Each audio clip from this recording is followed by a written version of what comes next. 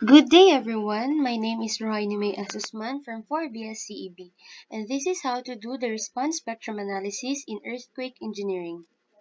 So here we have a 10-story building. For the step 1, we need to compute the mass or the MI and stiffness or the KI in each story.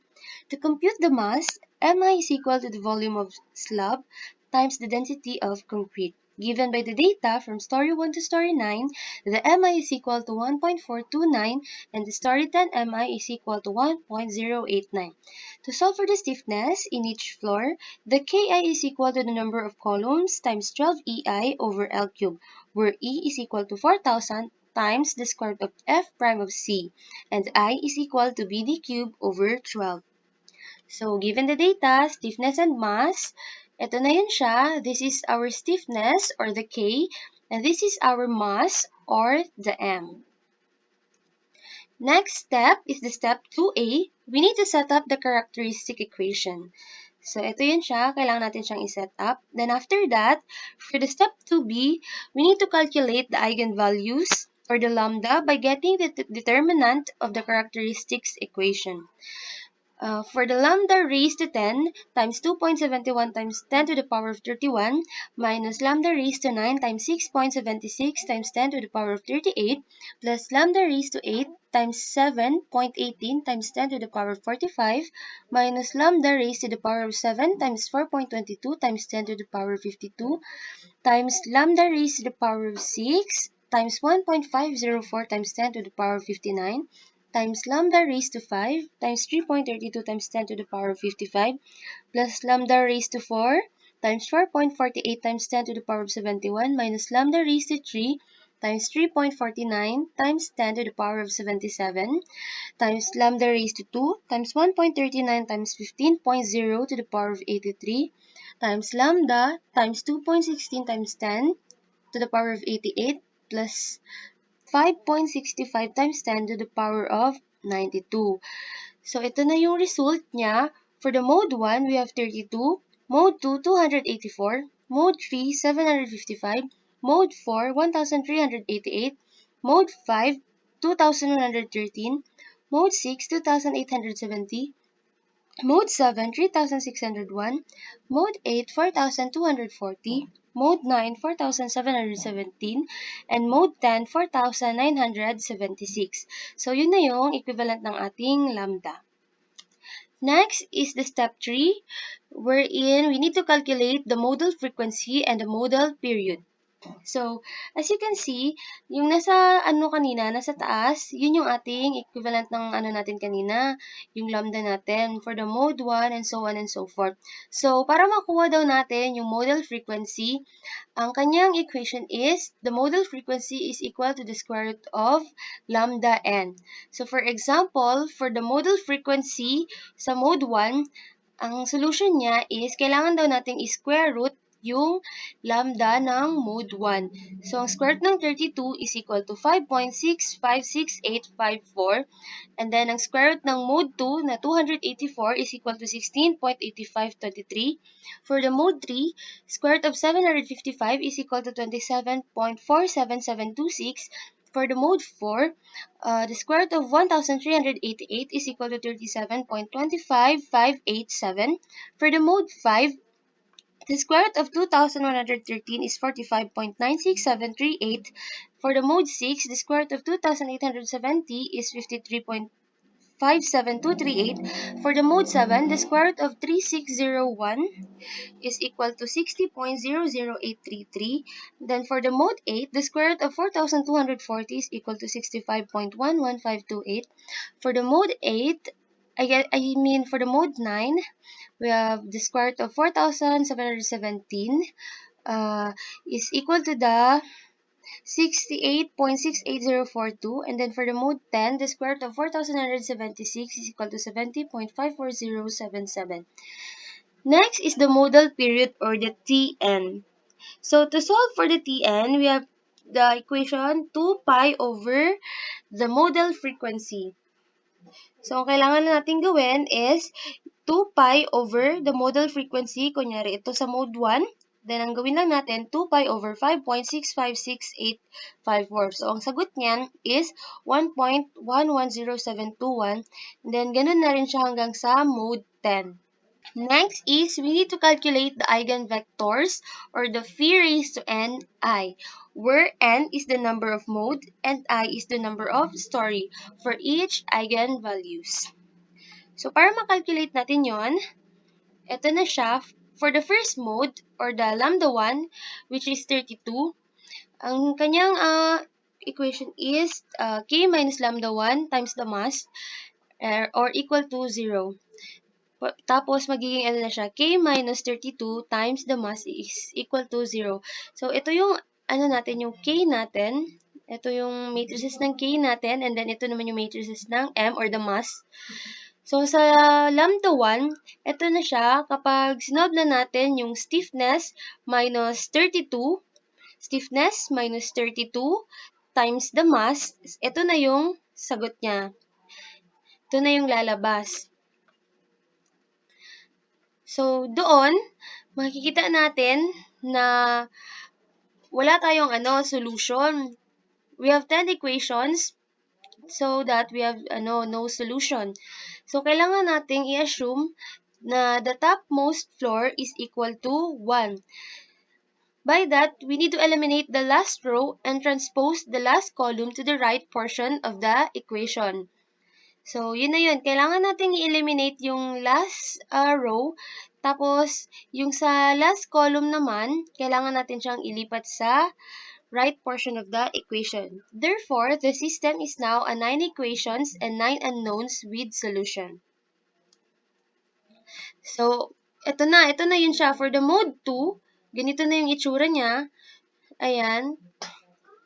Mode 3, Mode 4, Mode 5, Mode 6, Mode 7, Mode 8, Mode 9, and then Mode 10. So, kapag pinagsama-sama na natin lahat, yung Mode 1 to 10, ito na yung kinalabasan niya. Next is the step 5A, compute the modal participation factors. So, ang formula ng modal participation factors is gamma is equal to L over M hat. Then, kapag iakyat natin yung M hat, ang magiging result niya is gamma is equal to M hat raised to the power of negative 1 times the L. Ang coefficient vector, or L, ang kanyang formula naman is L is equal to the transpose of the mode-shaped matrix times M times D. And ang generalized mass matrix naman, or the M hat, ang kanyang formula is M hat is equal to the phi to the power of T, then M phi, where phi to the power of T is the transpose of the mode-shaped matrix and the D is the directional displacement unit vector. So, eto na yun siya. This is our D and this is our phi. So, ito yung result niya kapag na-solve na natin yung ito.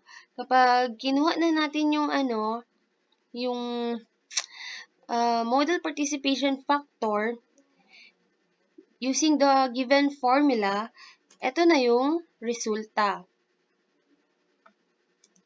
Next is the step 5B. Compute the L and the M hat coefficient vector and the L. So, to solve the L is equal to the phi to the power of T times M times D. So, ito na yung natin, phi raised to T. Ayan. Then, ito naman yung ating M, or the mass. And this is our D. Kaya, ang result niyan, ang L natin is, ito na siya. L, or the coefficient vector. I-multiply lang natin yung tatlo. So, ang magiging result niyan is, ito na. Next naman, compute natin yung M hat.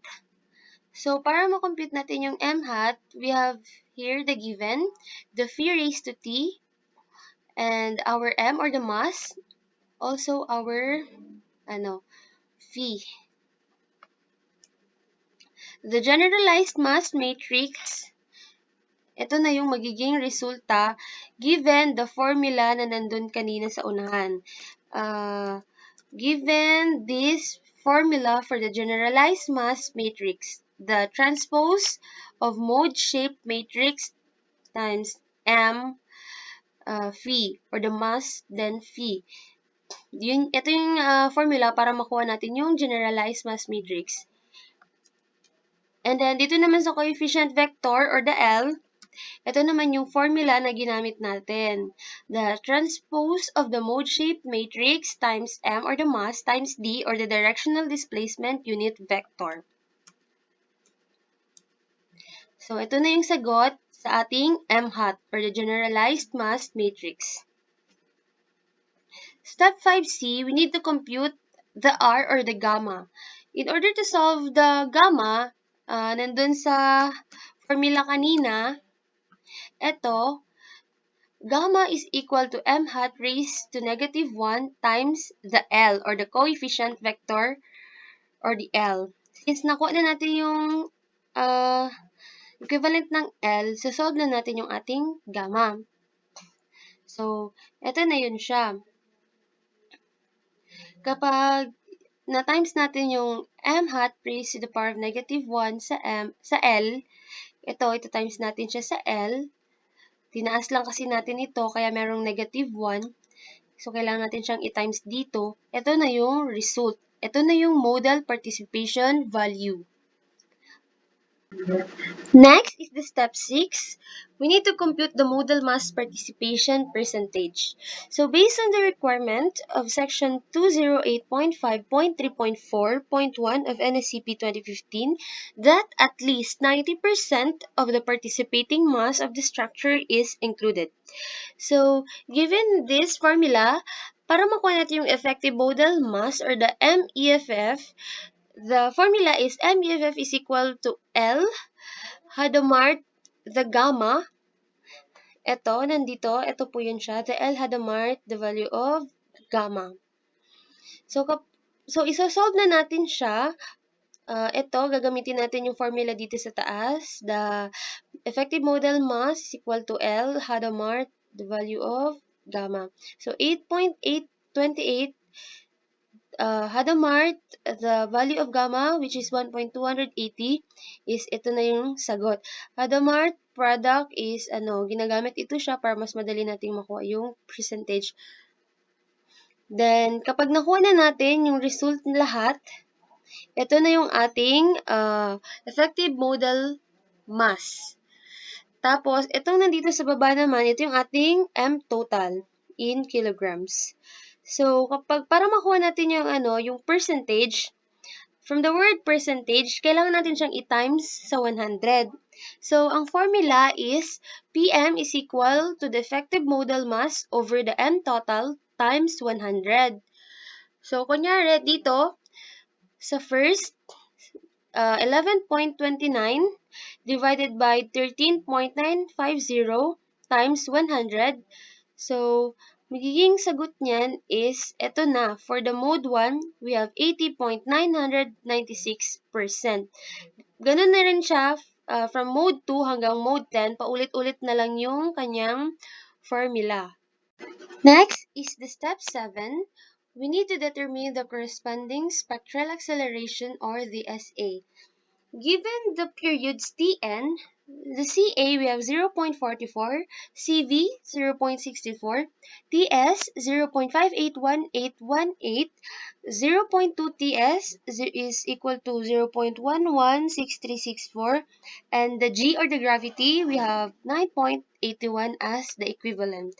For the Ts, we have here for the Ts, merong formula dito para makuha natin yung equivalent niya.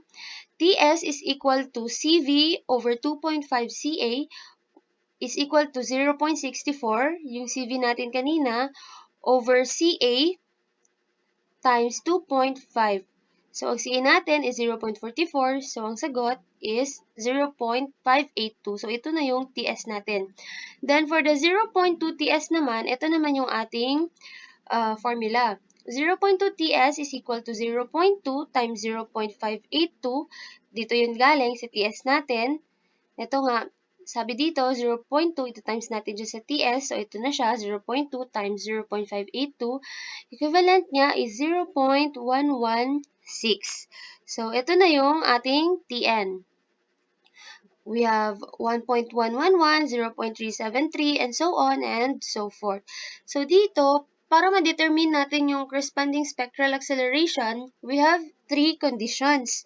So, for Tn less than 0.2 Ts, ang ating formula na susundin is SA is equal to 18.75 Ca squared over Cv times Tn plus Ca. For the second condition naman, which is the 0.2 Ts is less than or equal to Tn less than or equal to Ts, ang formula naman natin is Sa is equal to 2.5 times Ca. Dito naman sa third condition, wherein Tn is greater than Ts, our formula is Sa is equal to Cv over Tn. So, dito makikita natin na yung T1 natin, yung 1.111 is belong siya sa ating first condition. So, yun yung ginamit natin na formula para makuha yung para makuha yung corresponding spectral acceleration niya. So, ito na yun siya. Sa T1 natin, ginamitan natin siya ng first condition. So, nakuha na natin yung spectral acceleration or SA for the T1. Meron na dito, the SA1. Ito yung solution natin para natin kinuha using the first condition. So, SA1 is equal to 5.65. Ayan na siya. Then, for the T2 up to T6, ginamitan naman natin siya ng second condition para makuha yung kanyang spectral acceleration.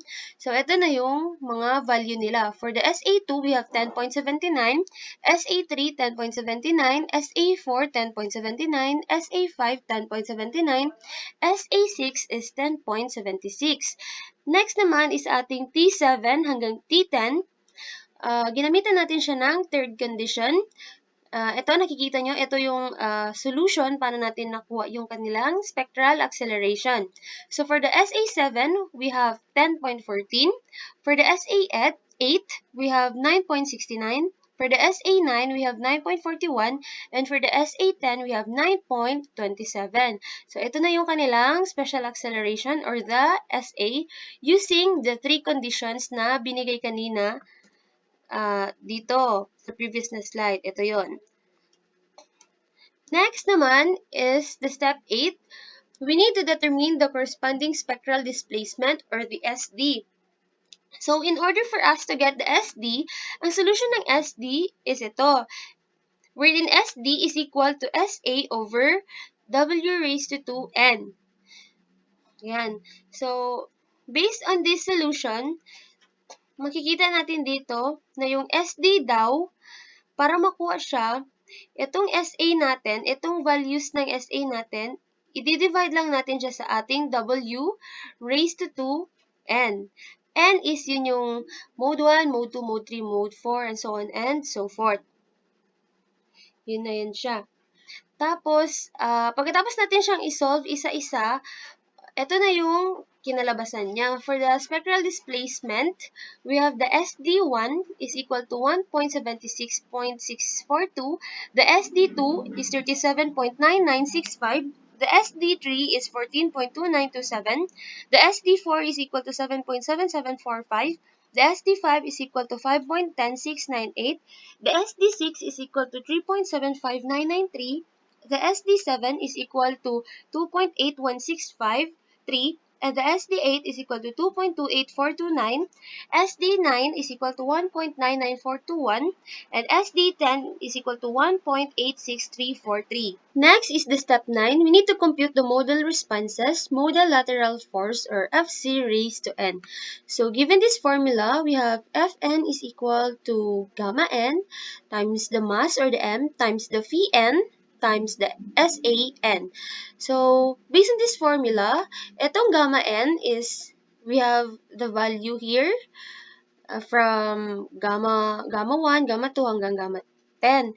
Tapos for the mass, ito yung value niya. And then for our Vn, we have V1, V2, ganyan. And then for our SAN, ito naman siya. Yung mga N na nakalagay dito, ibig sabihin yan is the number of modes. So, kunyari, dito yung for the gamma ng mode 1. So, ito yun siya, times the mass. And then, times the phi ng mode 1. Yun, ito, dito. Tapos, times the SA ng mode 1 or ito. So, para mas malinaw, we have here for F1, F1 is equal to 1.2798945 yung kanyang R or gamma niya. So, ito times natin siya sa equivalent ng M or the mass, which is this. And then, ito times natin siya sa phi1. Tapos, ito yung equivalents niya. We have 0.0763404, 0.2343109, and so on and so forth hanggang dyan sa baba. Tapos, last is ita times natin siya sa SA ng mode 1 or the 5.652546 na equivalent ng SA natin sa mode 1. Kapag na-multiply na natin silang lahat, ang F1 natin is, ito na ang kinalabasan. We have 0.789239195. Next is 2.422383991. And so on and so forth hanggang sa baba. Next naman is ang ating modal responses, modal lateral force. So kapag na-total na natin lahat, F raised to N I. So, ito na yung mga result kapag natapos nating isolve yung mga nandun sa previous na kuan natin na slide. So, for the F1, ito na yung kinalabasan. F2, F3, F4, F5, F6, F7, F8, F9, and F10. Yan na sila lahat yung resulta nila. Pinagtabi-tabi na lang natin. Tapos, ito na siya. Kapag nilagay natin siya sa table, ganito na yung magiging itsura niya. For the F1 and F2, we have here the mode 1, the mode 2. Ito yung itsura nila kapag nilagay natin sila sa table. So, here is our story 1, story 2 hanggang sa story 10, dyan sa taas. This is for the mode 2. Yan. So, ito naman for our mode 3 or mode 4, mode 5 and mode 6, mode 7 and mode 8, and our mode 9 and mode 10. Ito na sila yung mga equivalents nila. Kapag nilagay natin sila sa table. Yan. Para mas makita natin, para mas ma-visualize natin sa totoong buhay. Ganyan yung itsura nila. So, for the step 10, here naman, we need to compute the modal responses, modal story shear force. So, ang formula naman dyan, para kunin natin yung hinahanap, V raised to N, I is equal to the summation from N, J is equal to 1 plus 1, F raised to N, I. So, yan, itotal lang natin yan sila. For the F1, i-add lang natin ito, and then, makukuha na natin yung V1.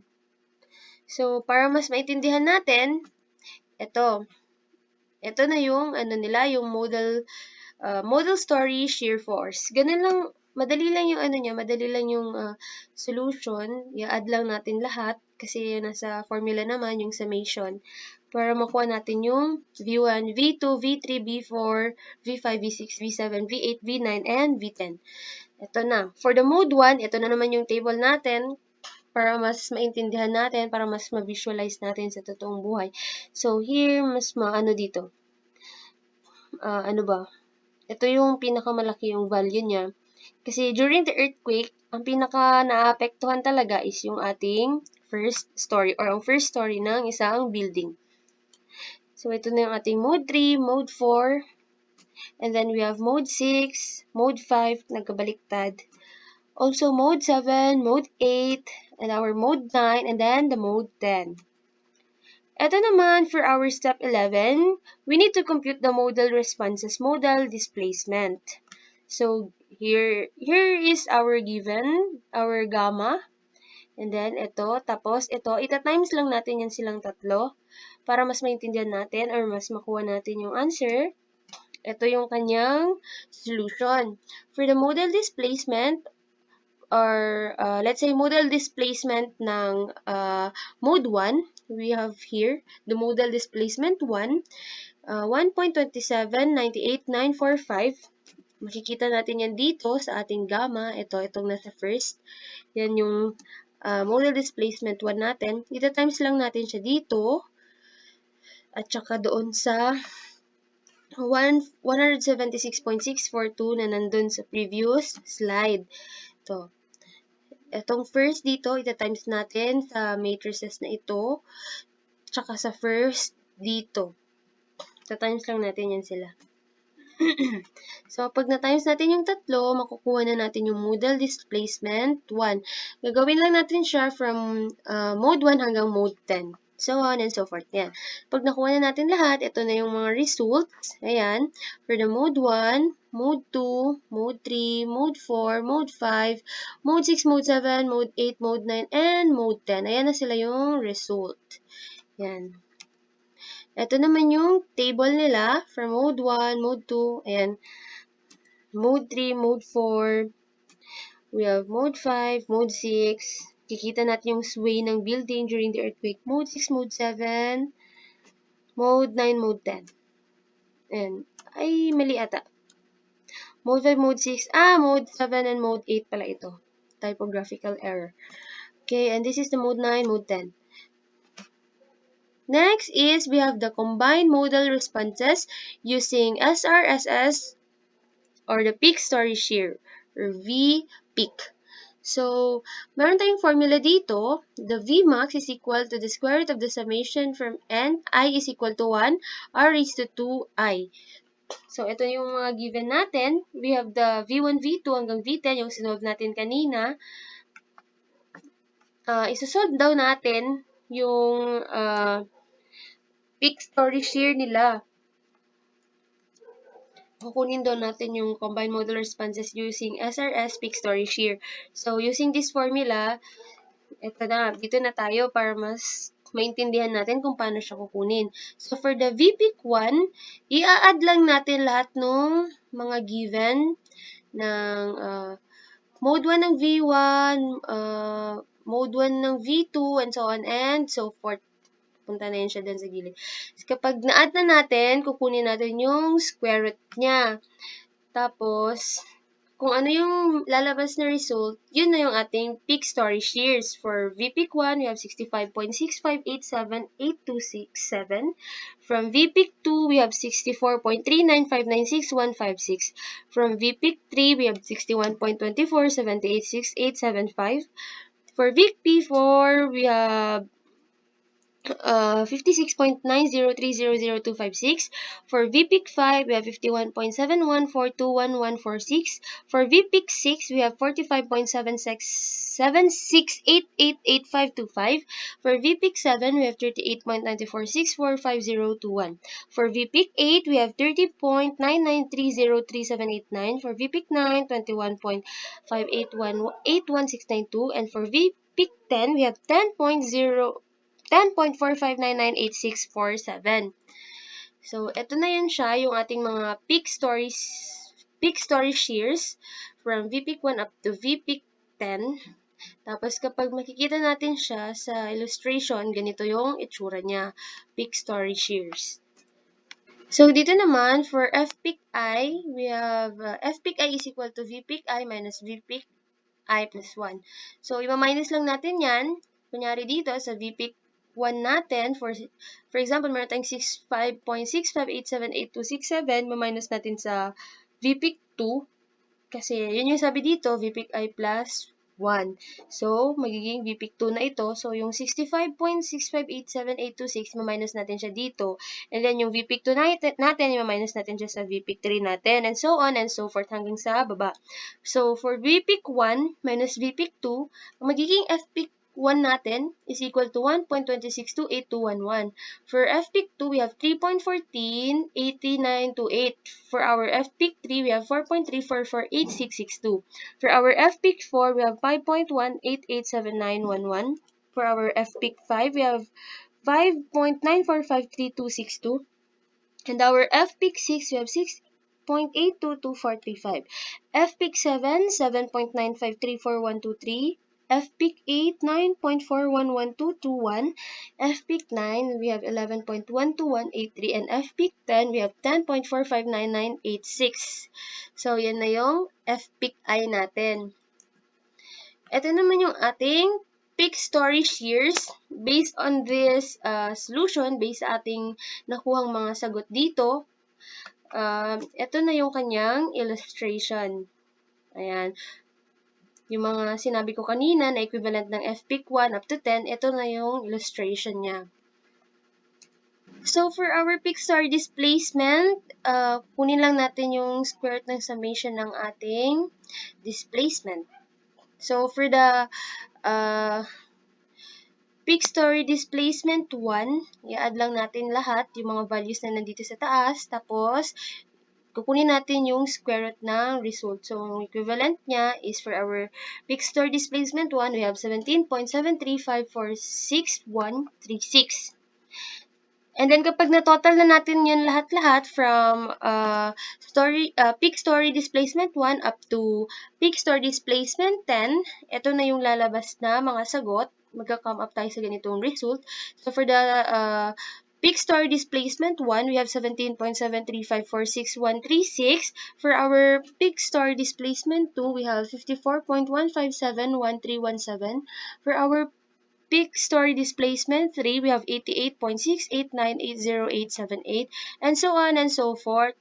So for our peak story displacement 10, we have 226.7301221. So, kapag nakuha na natin yung value nila, yung sinold natin kanina sa previous slide, ito na yun siya, peak story displacement, ito na yung kanyang illustration. Kikita natin dito.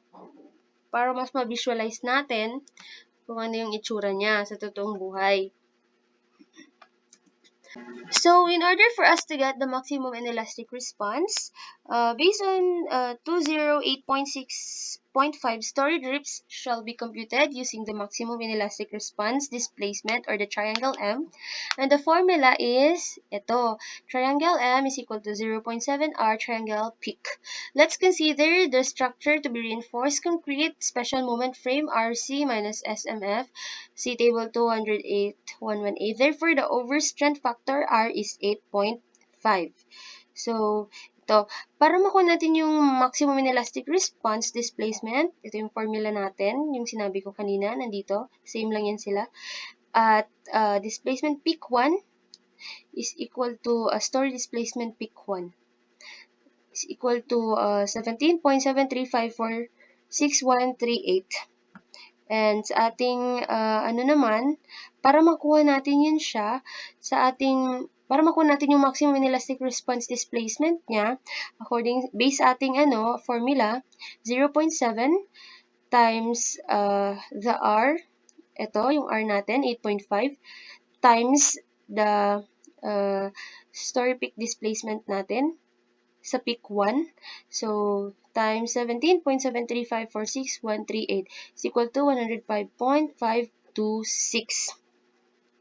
So, yung natin, yung story peak displacement natin, makikita natin yun kanina sa mga previous na slides.